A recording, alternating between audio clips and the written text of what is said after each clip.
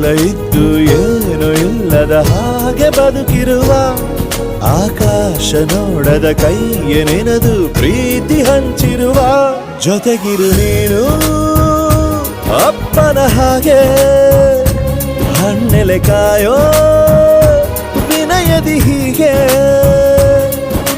ನಿನ್ನನು ಪಡೆದ ನಾವು ಪುನೀತ ಬಾಳು ನಗು ನಗುತ್ತಾ ಬೊಂಬೆ ಹೇಳುತ್ತೈತೆ ಮತ್ತೆ ಹೇಳುತ್ತೈತೆ ನೀನೇ ರಾಜಕುಮಾರ.